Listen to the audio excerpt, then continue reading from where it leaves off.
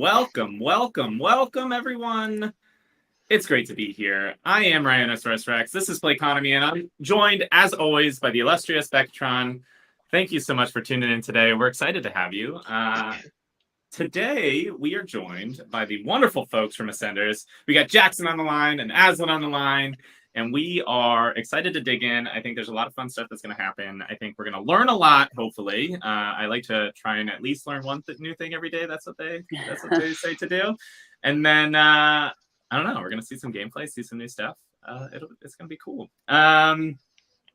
I guess housekeeping notes, right? We always do some housekeeping in the beginning. They force me here to sling and slay and talk about our digital asset so summit excited that's coming for up. this. I know.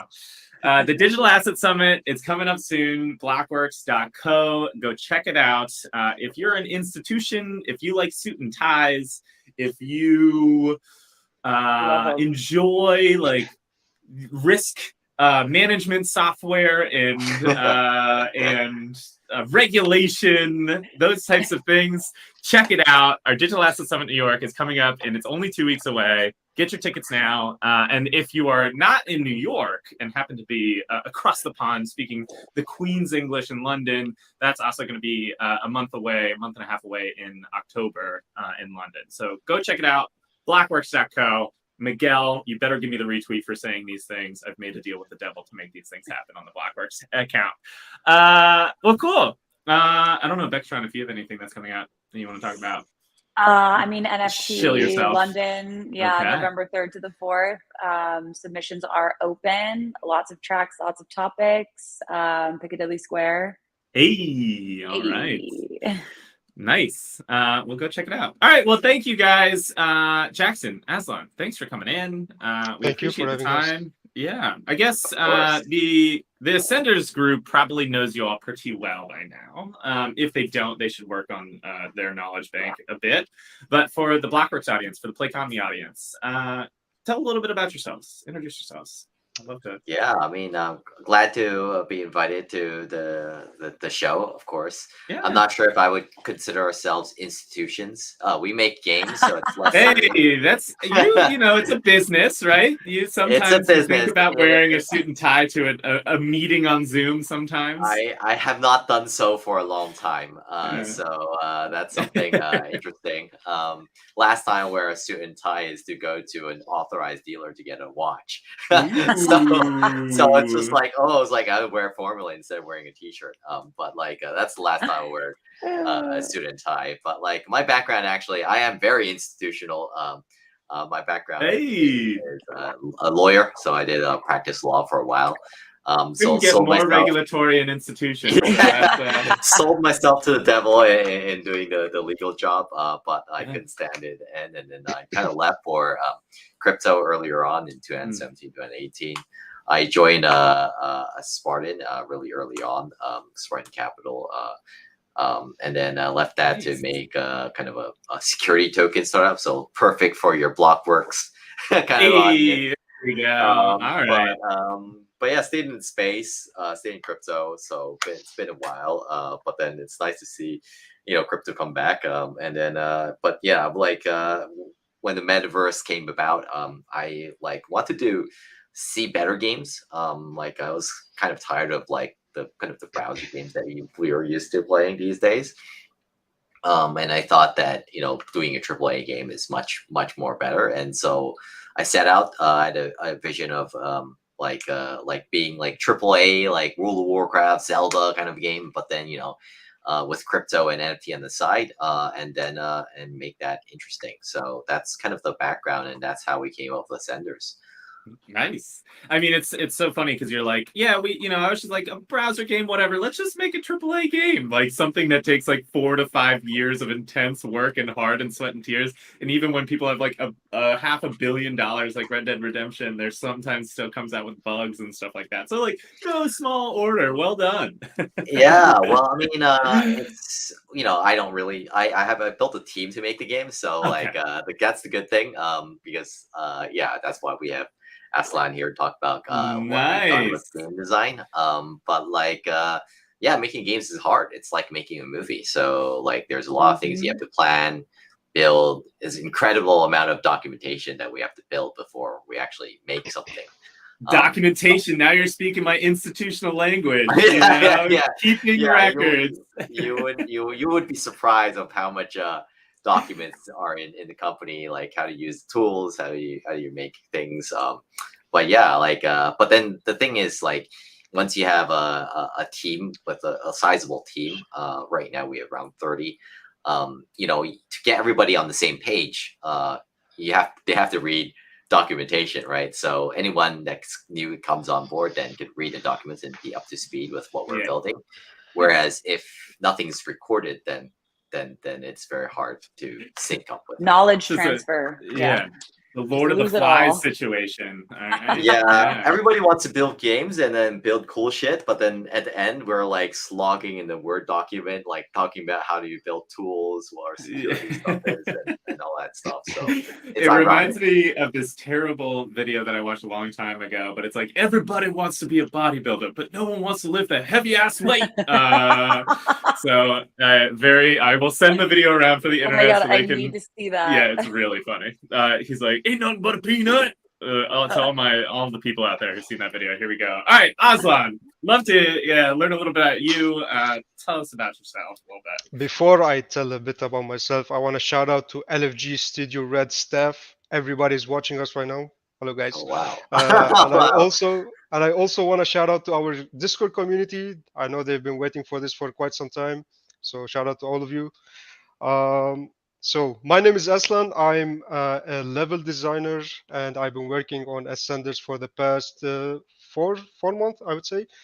And I've been responsible for the city building, city creation, world building. And today I want to be talking a little bit more the technical aspect of how we create the city. I'm gonna be doing a lot of sneak peeks, maybe some leaks. Is there alpha coming out today? There is that for sure. There is certified alpha. Oh my gosh! Hot off the press. Whenever you see my face, there's gonna be definitely some alpha. And I'm gonna make sure you learn more than two things. All right, there we go. That's what I like to see. Thanks again. Thank you guys for jumping. I'm really excited. So one of the things that we love to do here is jump right to just desserts. All right. So fuck the vegetables like always. Let's skip right to the good stuff. Let's get into some gameplay. I just want to see what's going on. I want to this is one of the few games in Web3 where unfortunately Becca and I are Power Mac users. And so we can actually play the game, which is like far and few between unless it's a browser-based game. Are you doing the Easter egg hunt right now? Is that what this time is? Talk about how you're playing. No, so the timer is like this mini game is based on you need to kill as many monsters as possible, collect these glowy things, and the highest score. We were running a competition back then where the top 5, top 10 people on the leaderboard, they receive some sort of reward. It can be like whitelist spots. It can be AGC tokens. Yeah. Nice. All right. So while we're watching some super sick gameplay here, Jackson, you might be involved in some of the lore, the world building. I am nothing if I'm not a dungeon master for Dungeons and Dragons. So I need a good storyline. I need to be brought into this world. Tell me a bit about the world. Set the stage for Ascenders. I'm curious why we're fighting these crazy robot things that have glowing orbs popping out of them. Like the mini game is not necessarily to do with the lore. Is necessarily. No worries. We wanted to build basically before because it takes so long, as you know, years to build a AAA game, and it's very hard for people to separate the wheat from the shaft, like what is a real game developer and who is not. So we want to build something for people to play. I think gamers know a good game when they play it. They don't need to sticker like the institutional fun names before they figure out what is a good game or not. So we wanted to build a mini game. So we started building this around like early this year. We took about 2 months, and then to build the core game loop that you see here. And then we built like different game modes on top of it afterwards to entertain our audience and our community. So that's why we built it. The Ascenders universe takes place in kind of an alien planet. So humanity was left Earth and then trying to find an alien planet to habitat. And basically, they found a planet that was worth that's habitable. So it's a story where humans are exploring this new world. And yeah, they're finding like alien races, like monsters around. Interesting. And then humans are kind of colonizing the world and finding interesting things in this world that they didn't realize. So one things people like humans would explore is they found that there's like some ancient civilization that was in a planet before, and their technology is even more powerful than humans, but they're not here anymore. So why is that? And that's that kind of exploration and like colonization of that planet. Well, clearly this storyline doesn't take into the fact that Elon Musk is now a human, so he will have any technology that goes far and above beyond what any ancient alien civilization has. So, I must have it. Yeah, I know. So, but that's really, really cool. All right, so real quick, internet audience, how is Aslan doing? Is he going to be on the leaderboard? Is this a top 10 performance? Or of course, I'm going to be on the leaderboard. Are we seeing like bottom of the barrel? What's happening here? I have everything in control. I can just cheat my way. I mean, he is the level designer after all. He's turned on extra attack power, extra speed. No, but there is some crazy people in the community. Like the amount of bugs and the amount of shortcuts they find. It's insane. They have really high scores in the leaderboard. Oh, that's awesome. So, we don't underestimate them. Yeah, exactly. So that's really, really cool. So I guess, so where are we? So you mentioned you wanted to build this demo first. It's going to be loosely tied to the real game. But like, talk to me about where you guys are in the process, right? What's this? What are we thinking from when Ascenders is right here to where it's going to be in 2, 5, 10 years? Who knows? Yeah, I think we take it one step at a time. So right now we took 2 months to build this kind of which is crazy that it came out in 2 months. Yeah, this came together. And then we had to build a bit more game modes to entertain the crowd for like a bit more. So we took a bit more time in building and upgrading it.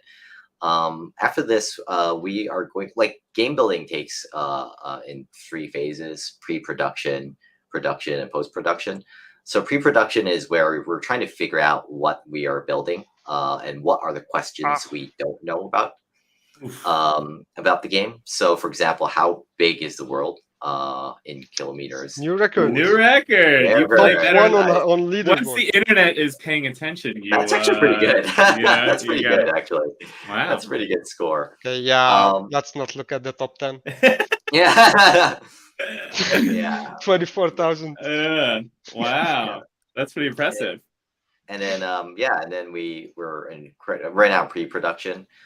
So a lot of the boring stuff like documentation, figuring out what the world is, what the storyline is, what we have to build, experiment around with and I guess Aslan will show you about like what pre-production is about later.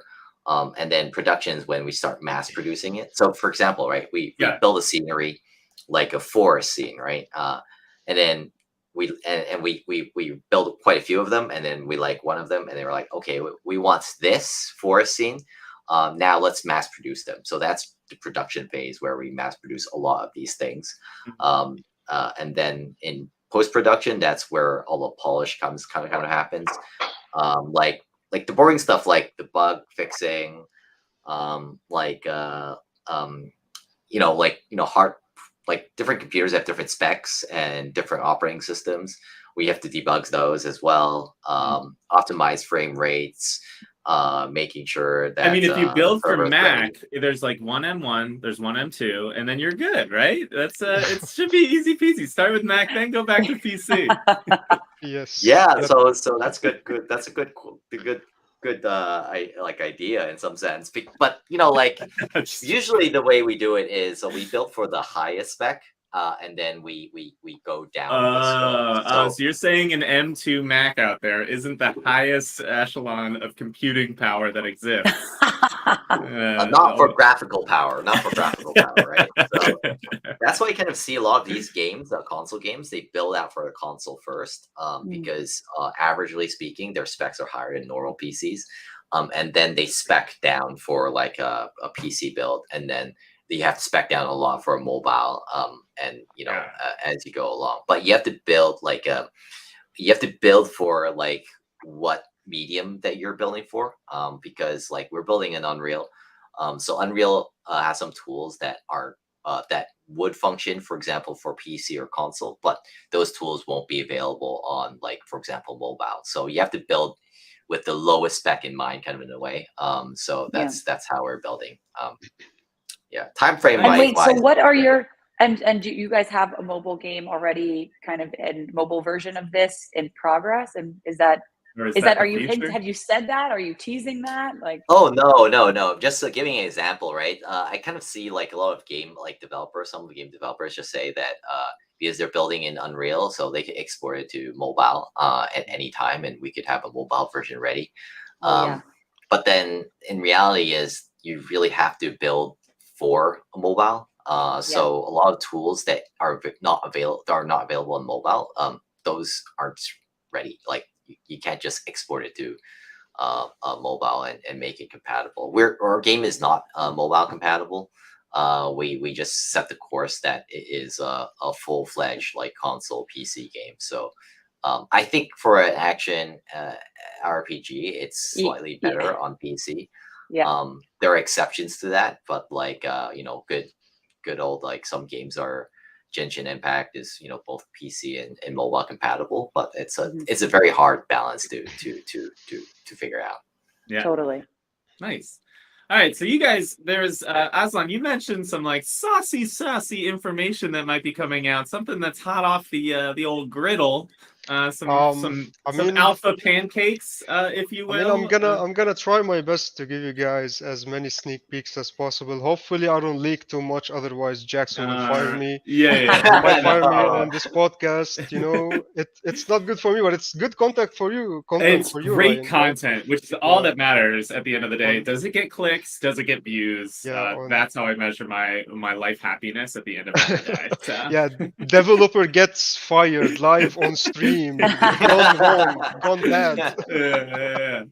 All right, cool. So you brought this today. I'm excited to kind of dig in, and don't worry, I'm going to ask a ton of questions while we're going through this. And don't worry, audience, keep the questions coming. We're going to do some questions here in just a little bit, but I figured this presentation might answer some of the questions that you guys have. It's not the presentation. We're just chit-chatting, having fun. You guys can interrupt me, ask me questions. Yeah. So it's all chill, right? Right, so I'm going to be talking about and showing you guys the basalt coast environment, which we have a city built in that biome. And I'm going to be talking a little bit about the city tool and how we are progressing with it since the start, right? And one thing, Aslan, at the start of this, before we hopped on live, you made sure that I let everyone know everything you see here is law. This is set in stone because the internet is seeing it for the first time. No beta, no problems. There won't be any change. No, I'm joking. So just everything, grain of salt. This is still very early design, everyone. And so just so we know that going on. That's the disclaimer. Thank you, Ryan. Right. So sadly, I can't show you the entire process of how we create our stuff, but I can show some of it. And here we see kind of the final version of the basalt coast environment. It's gonna be like on an alien planet beside the beach, tropical. This pinkish biome. There's gonna be some alien elements to it, but it's not visible in this concept art. However, before coming up with this, we go through a lot of research, through a lot of concepting, sketching, and every company has their own way in approaching their goal, right? And for us, we went straight for the environment first. And while the artists are working on this, we were actually working on the city tool. Like we're trying to research having a really good plan for it, because it costs a lot of time and money, which I will be talking about it in a second. Ooh. After having the final concept ready, we start right away going into Unreal. We use Unreal Engine 5, and we start sculpting everything in the 3D environment to have a sense of the scale and how the environment will be during gameplay, right? Yeah, so I will be showing more details into this in Engine after I'm done with this. I've never been, so I probably am showing my naivete in this, but this is actually like really cool to see, because I just imagine that up until now, everyone is just putting more pixels into a thing, and that's how we create games. And the bigger the games, the more the pixels. But this is actually like, thank you for walking through this a little bit on like the I development told you you're process. gonna learn a lot I of stuff know, today. I am learning Don't a lot worry, today. I got you covered. Getting the game school. This is sweet. Yeah. So the city tool, all right? Yes. It's been a really long time. This is like the first ever iteration of the city tool. Now, It usually, looks beautiful. thank you. Usually, we do a procedural generation over the city, Okay. overall. Now, what is procedural generation? Is let's say you give a set of rule to the computer, and then the computer is gonna take your rule and start generating uh, this layout on a massive scale, right? That's the easiest way I can explain. I can explain it.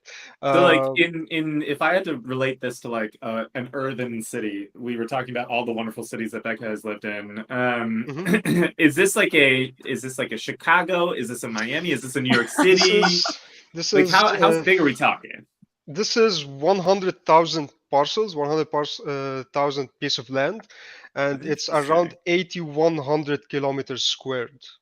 Okay. So I would say I'm that's way currently bigger. searching 81 kilometers squared. Yeah, No, yeah. 8,100. So 8,100. 8,100. Oh. Yes. Oh, Whoa. this is massive. I'm gonna show a That is video really later. big. Actually, I want to show this video.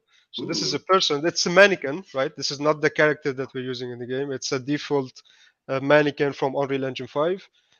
And this is the scale of Oh, the wow. massive city. Keeps going, And still yep, going.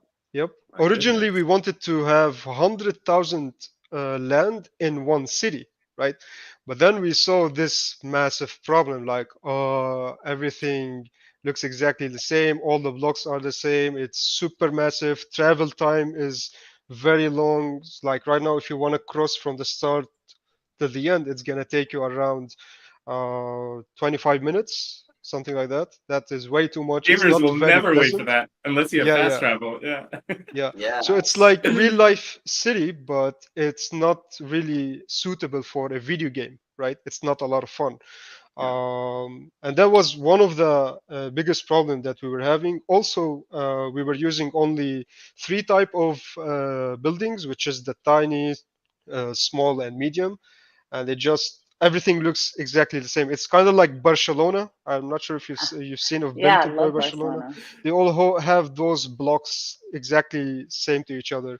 And Is that a subtle dig on Barcelona architecture? Like, are you dunking on I have no Barcelona comment on architecture right that. now?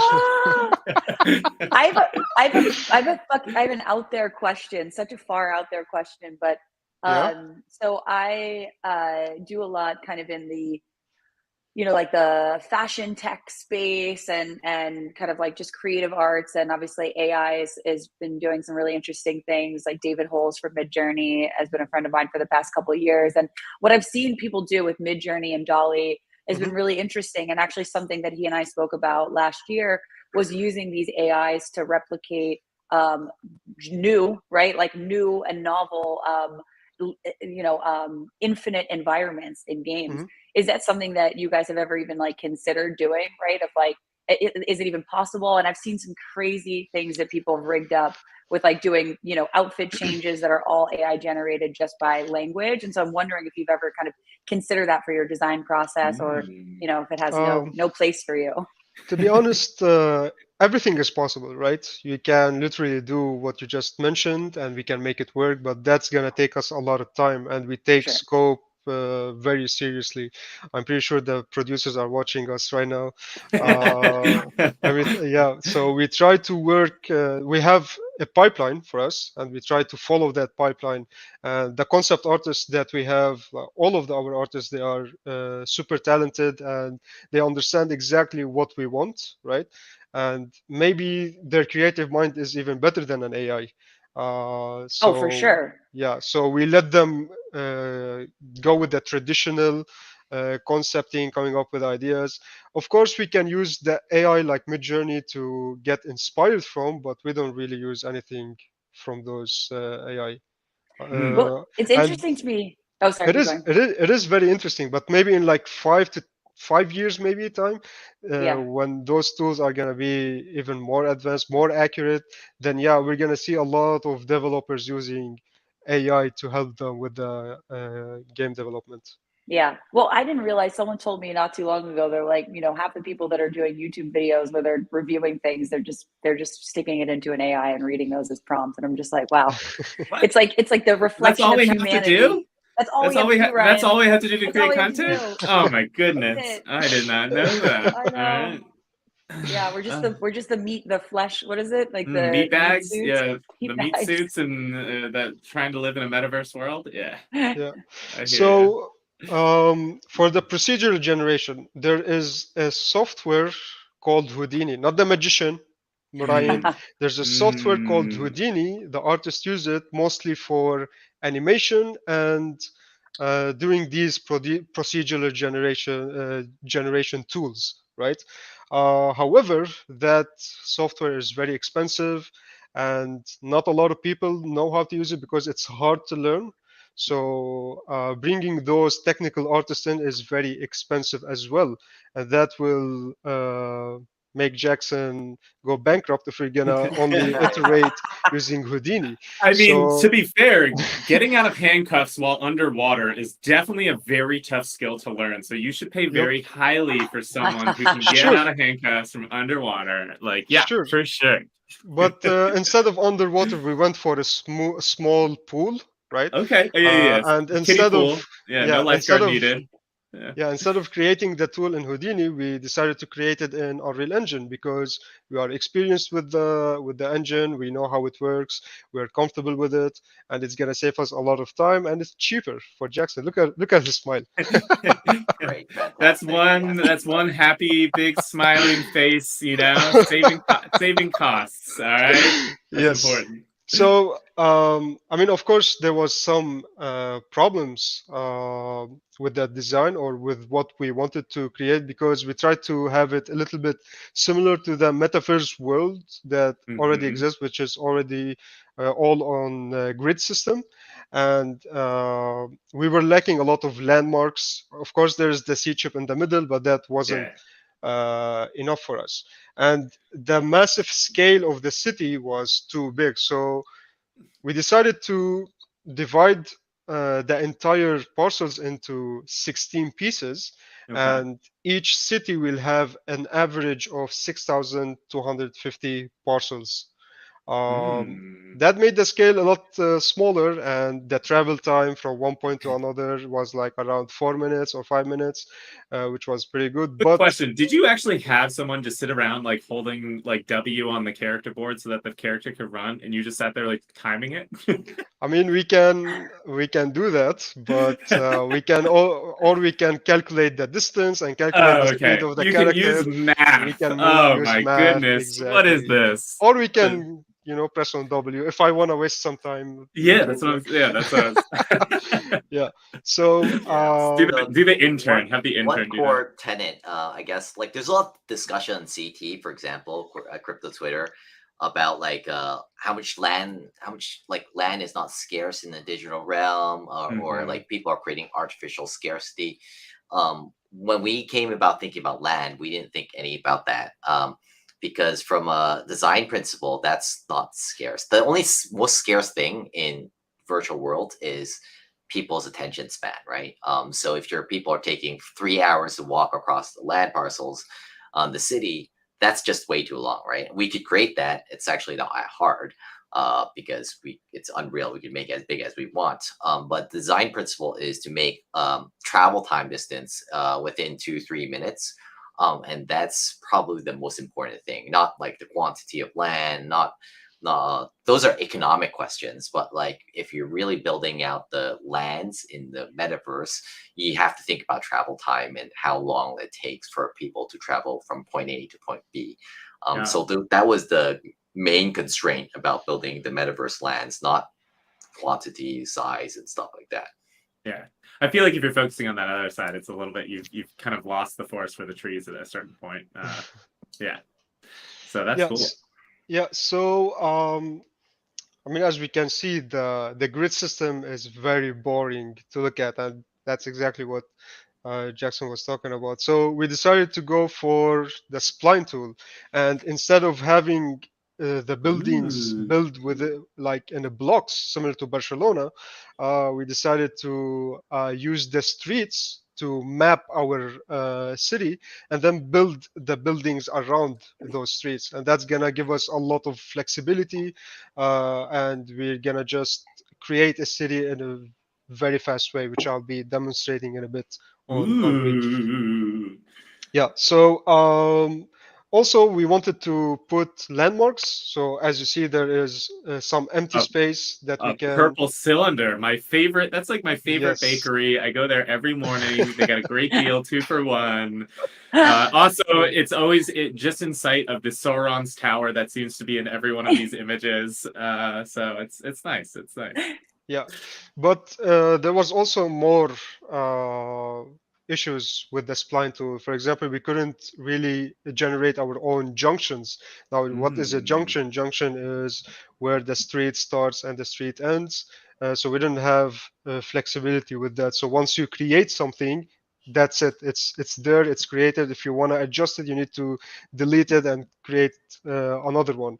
So if you're gonna create 16 cities using this method, it's gonna take us like 5 years. Jackson will be very mad at, us, so we don't want that. Yeah, so I need another city that this is very related to that we can subtle dig here live for the internet to know. What city is like this that doesn't have great junctions? Anything you can think of? I'm also testing your geography. Okay, all right, fair. No. I already complained about Barcelona. What are you trying to do, Ryan? Everybody's gonna come after me now. We need some hot takes, and I think a hot take on city architecture is like a very safe bet. maybe for later. Maybe for later. I think an interesting side fact is, a lot of these open worlds, they usually have a large tower in them, and the reason why there is one, usually like in Zelda, there was this tower where you look and then you look at the terrain, and many of these MMOs do have that, and the reason why is because it's an easy way to navigate for people, right? Oh, that's the landmark, that's a huge tower, so now I could orient myself in the city. Whereas if there's no buildings that are super tall in the world, it's very hard to orient yourself. So we have what's called the seed chip, which is the really tall tower, and basically that you could orient someone around the world without even looking at a map. Yeah, no wonder I would always get so lost in The Witcher, because they don't have a tall tower to orient yourself in the middle of the city as you're running around trying to buy your armor from this one special armorist that's only available in this one city. Yeah, I have a lot of feelings about that. So let's continue. Yeah, so by the way, this is not the city that we have for sale or for in-game. This is just for testing the tool. So we demonstrate here how we can fill in the buildings between these gaps after identifying where the main road will be and all the secondary roads. But this generated also another problem, which is we cannot spawn these objects on top of rough terrains. So all of this was possible on a flat surface, and that was a big issue for us that we needed to fix. So we've done all of this. It took multiple iterations and on a span of like 2 weeks. And then we decided like, okay, we are gonna build our own tool, and it's gonna be super flexible, super compatible to what we need to create. and it works super well. It works super well, and I'm gonna be showing that in engine, but I still need to show. Is this like a side business now? Now you're gonna have computational generated city building that you can lease, or software as a service. Get your institutional suit back on. Just a little side business. That's If interesting. Jackson wants that, sure, because why not? I don't There you know. go. Income streams. Here we go. New business idea start today. Let's see it. It's interesting because people think when building games we're actually going in and the engine and building the games, but Yeah. the actual reality was we build systems or tools to build the game that we want, because Exactly. with the team we have, it's impossible to build like World of Warcraft with the team amount. So a lot of stuff we have to build tools, and then the tool itself, like we build the rules, and then the computer builds the rest for us. So we spec it out like that. So That's a awesome. lot of the time is we're building systems rather than we're building the game itself. So that's the kind of like interesting thing about it. Oh wow! Look at Yep. this concept art. Ooh. I stole this from our concept artist last second. Hopefully nobody else noticed. I might get into trouble, but who cares, right?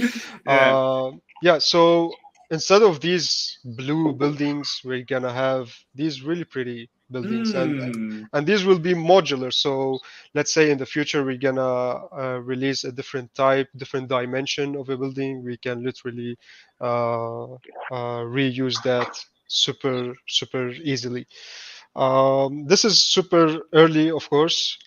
It's not done yet. I mean, there is some stuff that are done, but I can't show that. This is what you guys will already will have for now. If you want to see more, you gotta join our Discord, follow our Twitter. We post a lot of There sneak it peeks. is. Shameless self-plug. That's Also, okay. Everyone, if you haven't smashed that subscribe today, make sure you subscribe to our YouTube channel today. We talk and the about like gameplay all button, the time. like the video. It helps Ryan a lot. He deserves it. Hey, that's how I live my life. Also, regarding the procedural generation, this is also another sneak peek to the remnant concept layout. I'm not gonna talk too much about this because this needs an entire different podcast for it. All right. But I'm just gonna leave it like this for now. Okay. Everyone screenshot. Okay. Make sure you take that. All right. Whoa. Wait. I was not supposed to show that. Wait. Was anyone Nobody saw recording anything? this? Nobody saw anything. All right. Let's move I'll on. make sure to edit that in post. No. Worry. I mean, I have something more exciting here, which is the city. Wow. The city layout that this is we really have cool. over the environment that I showed. Yeah.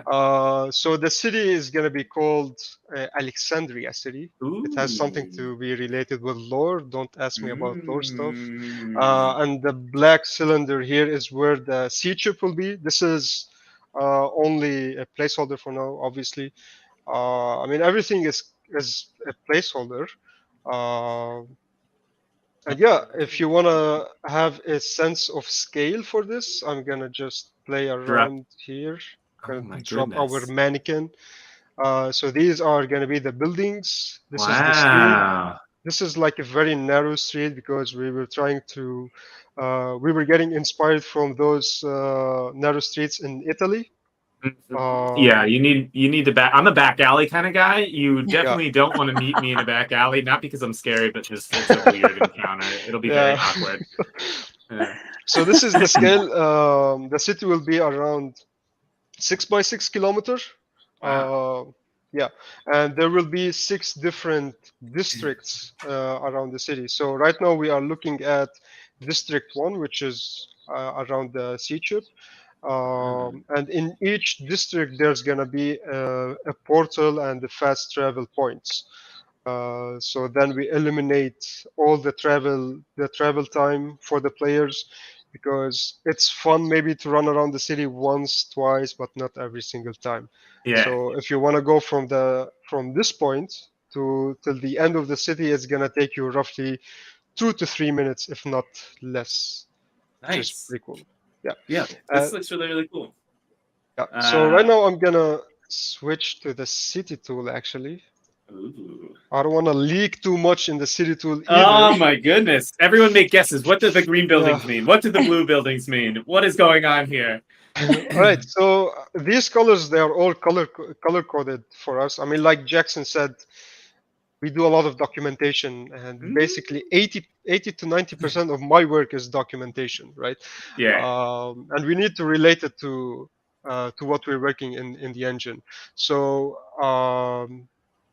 the pink or purple buildings here, they are the tiny parcels. The yellow one is the medium. The blue, the green is the large. The blue is the biggest one. They are like. So that looks like the rich. This looks like the high society. It's up on top of the hill, looking down on the rest of the city. See, you're giving the alpha by yourself. I don't have to do anything. All right. I mean, I've lived in a few slums, so I'm always looking up at those people. I'm very familiar with how that looks. Yeah, so so that's the alpha that I was gonna give, but you already did that for me. Hey, don't call me Sherlock for nothing. All right? Yeah. So there's gonna be like a ranking system for each of these parcels, right?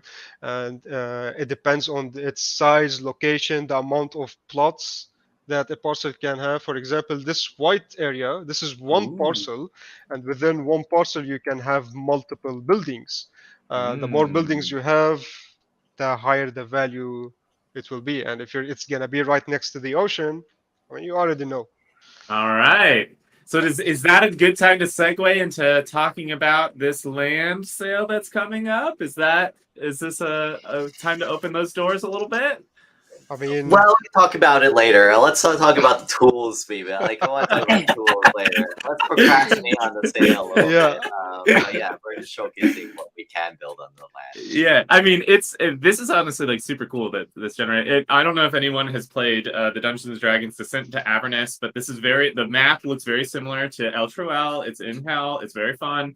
But it's a really, really cool landscape. I am like a super fan of what you guys are building here because of what I've seen. So that's really sweet. Yeah. So I have prepared this level for us to demonstrate more on how I actually use the tool to create the city.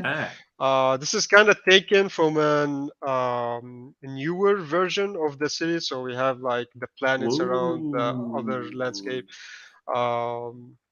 So yeah, so we can select the city tool here, and then the first thing that we usually do. I mean, of course, there's a lot of research, a lot of planning that goes into this before before we even place one single block, right? But once we have everything designed on paper, everything sketched out, we go to the city, and then the first thing we do is place the C chip. Let's say the C chip is right here, and then this is the junction that I was talking about. So even before we talk about that, yeah. I mean, in Unreal, does this tool come with Unreal and Epic? No. This is purely in-house build. It took us like a couple months to make it. A lot of resources, a lot of people worked on this, designers and programmers together. So not everybody has access to this. Proprietary tech. Love I know. Yeah, so this is the procedural generation that I was talking about. So I place one junction down, right? And then I place the other one, and then I can extend it however I want, and it keeps, it generates the parcels for me. However, these parcels, they are not randomly generated, because if we go to the street option, right now it's color coded black and white because the right side it's the black and the left side is the white. This is because you really love the Michael Jackson song Black or White. Yeah. No, I get it. So we click on the street, right?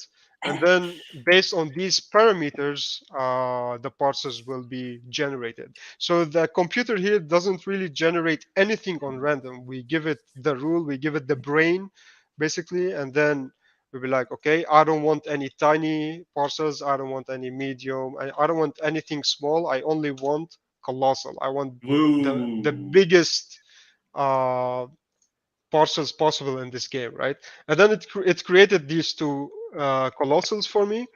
and the small blocks are the actual building plots inside of it. And let's say I only want it to be from one side to be facing the C chip.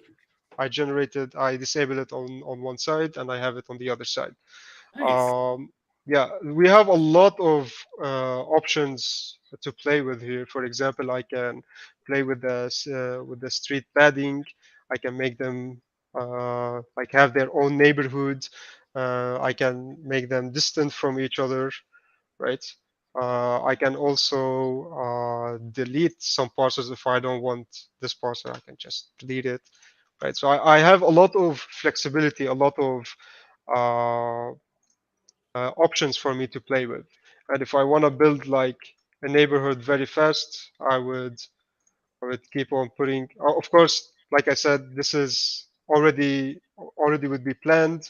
A lot of thoughts goes into it. We want to make sure that each district has Totally a lot of very thoughts. Oh, the spot exactly. looks pretty empty. Let's put some more streets here. Yeah. So yeah. I think So this might be a first for Playconomy. I feel I know. like we normally play the game, but now we're like learning This is how like the game is peeling built. back the onion. Yeah, really behind the scenes, true BTS right now. yes. Yeah. And if I want to have some really nice buildings, parcels on this cliff, I'll just do it We like gotta have this. it on the cliff. That that view Exactly. must be fantastic. Yep. This That's is where LA. Rebecca's Primo. moving in.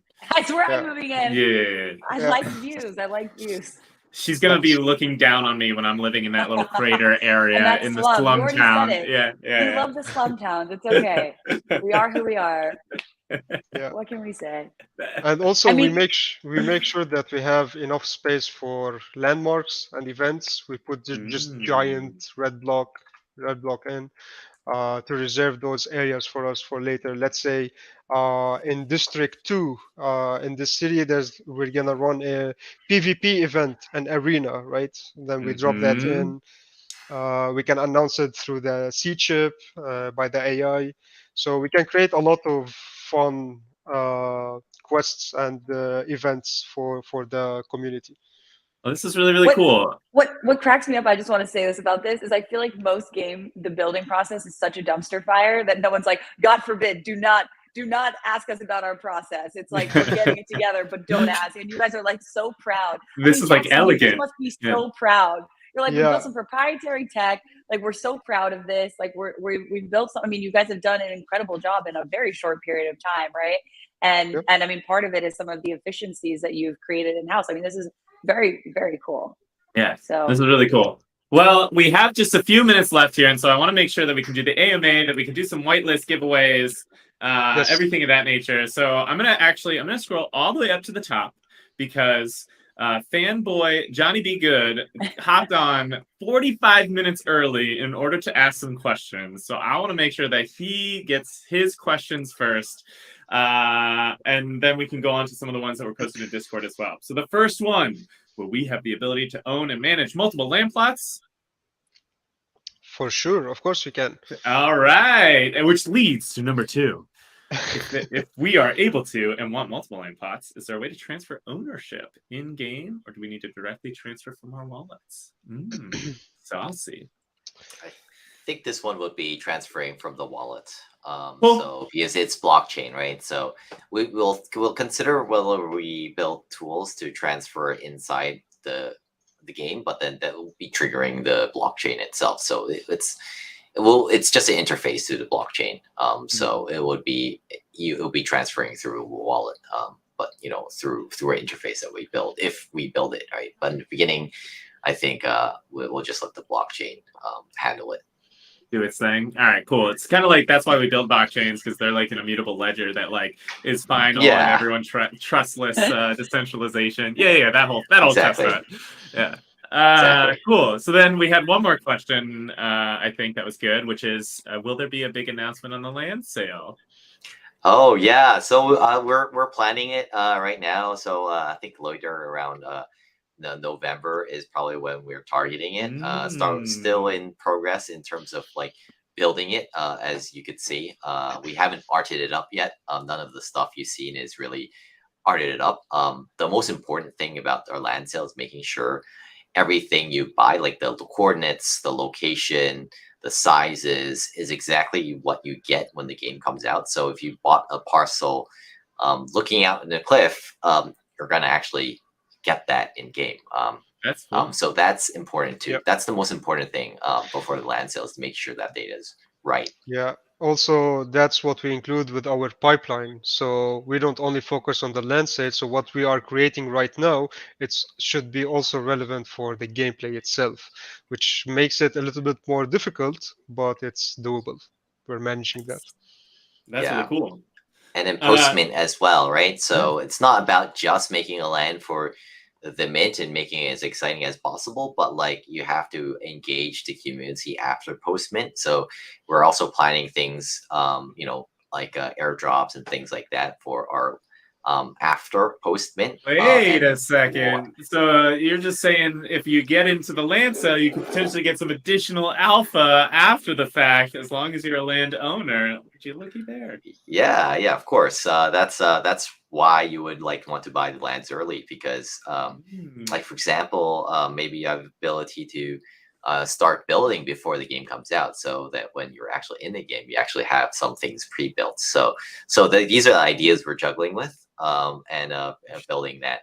And so the buildings that are on these plots, this is my own question, are they going to be like, I can own a shop, or I can be like a tailor and like sell clothes, or maybe I'm an NFT fashionista similar to someone else on this, and like, sell some sweet Gucci bags through my land spot? Yeah, is that like what you're thinking?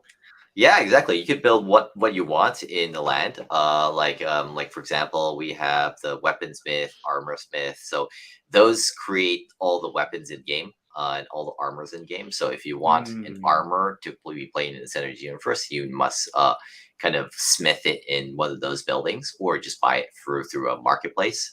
Yeah. So you could build your own marketplace as well, like a local marketplace. Hey. You could build like a guild hall if you own a guild, and yeah, you could. We could also think about like and guild halls, like a social, like the city is a social hub, so where people hang out and chill, and socialize. And then outside the city is where the overworld is, and that's where people fight and explore the outside world. But the city is where people inhabit, so it's a no fight zone.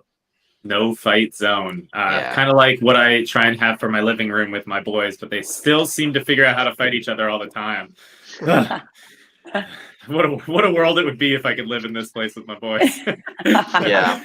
The office is no fight zone. I know, no fight zone. They'll just bang on the doors until they let it on the outside. Around right now. Yeah, I know, right? So there's a lot of there's tons of questions in here. If I enter a land, do I have to pay a tax to the owner? That's really interesting. Right now, we don't have any plans on taxing it. I think it's cooler just to allow people to explore the lands, right? So maybe allowing people to decide to lock their lands, not allow people to explore the buildings, and allowing people to explore on top of it. Back in the day when we played Pokemon, we loved exploring, like walking into someone random's house and looking at their digging into their drawer, and exactly. like some of the PG-13 stuff that you learn. Try and pick up items in their trash bin or something. That's the fun of an RPG game, right? Yeah. So if people are paying to get in, it's you lose the fun of it, in my opinion. So no plan so for do that. This is a pretty good question, I think, which is what inspires you all? What gets you going in the morning? Aslan, maybe you can answer what games or what inspires you. I mean, I'm half a degen, half a gamer. This is like the perfect thing that I can work on, right? So building a completely decentralized game with a player-driven economy, it's like nobody achieved that very well so far. So it's kind of like a race and a challenge for us to be one of the first to do that. So that's my motivation for this game. Nice. I like it. And then another one is, so do you need a land NFT to play this game? I think is a big one that a lot of new gamers or new Web3 gamers are definitely asking a lot. It's gonna be a completely free game, right? So even if you don't spend any crypto, buy any NFT, you can still play the game. Of course, there's gonna be some limitation to it because some items are connected to the blockchain, so they are considered as NFT. But you can still enjoy the game with $0 spent. It's essentially gonna be like a play and earn, not play to earn. So I hope that makes sense to you. Yes, it does make a lot of sense. And there are a ton of questions. So what I'm going to do actually, because I want to make sure that everyone can answer as many of the questions as possible, I'll download this chat for after, and we can try and go through and answer them, and then we can answer them live in your Discord, because we do only have 2 minutes left here. And so I want to make sure that if there's anything that you want the community, Playconomy audience, anyone in the world / the internet to know, let us know. Give us some announcements. Give us some fun stuff. Would love it. For sure. What do you got? Yeah, right. Anything? I guess watch out for a land sale. Like and I think what we have here is just like a small portion of what we're building. But like as we're trying to show you guys about like what's like building the game, is we're building a lot of systems to build the game. It's really interesting in building this world. Yeah, it's like a lot of things you naturally assume for land, like for example, terrain, height, what's buildable plots onto it. It's completely synchronous, where you could just walk around and I could look at your land as you're building it. That's actually haven't been really explored in the metaverse a lot. Most lands I see, it's like in the games, it's flat, completely no terrain, and that to me is not very interesting. So having that is like a different standard for land. And to all the peeping toms out there, I am keeping my shades pulled. Okay, you're not going to be able to just walk around and get into my stuff. I'm locking all my doors. All right, no Pokemon getting into any house that you want to get into in my domain. All right, heavy tax to come inside. Well, thank you guys for joining in today. I'm really excited. Hopefully the audience, the audience was pretty fun too. The whitelist spots, trust me, they will come. What I'm going to do is I'm going to download the text. We're going to go in. We'll try and answer as many questions for you all. Put them in the Ascenders Discord. So go jump into the Discord. The other thing is, if you want to win a whitelist spot, you have to subscribe to this channel. There's a button somewhere, and we got to do it. So smash that subscribe. All right, that's what every YouTube influencer says. Other than that, Jackson, Aslan, where can they find you? Other than in the Ascenders Discord, it sounds like. Yeah, follow us on Twitter. 0xarctel is mine, and Aslan, you can tell yours. Mine is Aslan_ETH. Well, thank you guys. I had a really fun time today. I learned a lot. Right? You learned a lot, right? We need to do a follow-up podcast and show you how the city is gonna look later, and maybe talk about other exciting stuff. We could do a day in the life of Ryan Slum. And then just walk through. I know. View. Just always looking up at the Just kidding. This has been great. Thank you guys so much. Yeah. All right, friends. We love you, all of you, each individually and equally out there. It's been real. We'll talk soon. This is Playconomy. Thanks. Bye. Thank you. Bye.